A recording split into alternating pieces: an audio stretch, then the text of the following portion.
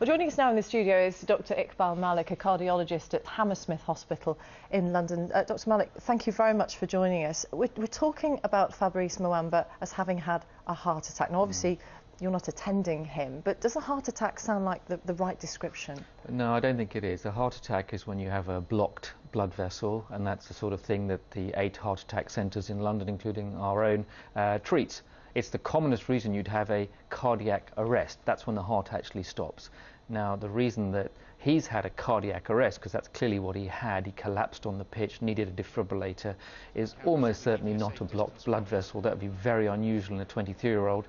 Much more likely is that he had a heart rhythm problem related to some congenital abnormality that was sitting there as a time bomb in his heart. Now, you know, in one of my practices at the London Cardiovascular Clinic, we screen professional footballers, and we take histories, make sure there's no family history of this happening, do an ECG, do ultrasounds of the heart, trying to pick up this sort of trouble. But with even the best screening in the world, you can't pick up everything. And in professional athletes, about 2 in every 100,000 might have this sort of event, despite all of that screening. This is what's so shocking to many people, that he's so young, so fit.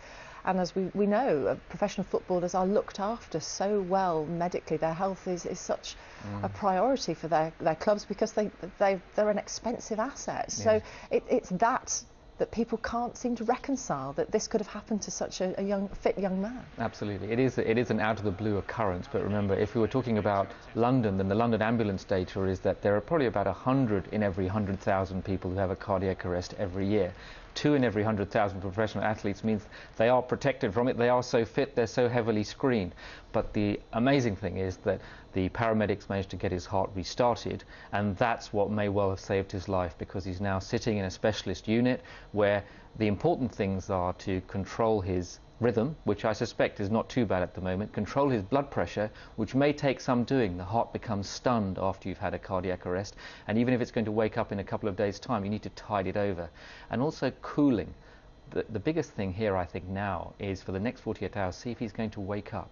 The brain takes a hit when it lacks oxygen, and cooling the body down protects both the heart and the brain from the damage that the cardiac arrest might have done. So in this next 48 hours, it's all about supportive care to see if he's going to come around. And if he does, then we can worry more about what the cause of it was and what can be done to prevent anything happening like this again. When somebody does suffer a cardiac arrest, how important is that immediate treatment that we saw the staff dashing onto the pitch to help? That is the life-saving treatment. So the fact that it was spotted very early on, people didn't say, oh, come on, just get up, he'll be fine. It ran onto the pitch, they started the cardiopulmonary resuscitation, the CPR, they got the defibrillator to him and shocked him within probably the first 2 minutes, is almost certainly what's hopefully going to have saved his life. Let's hope so. Dr. Iqbal Malik from Hammersmith Hospital, thank you very much.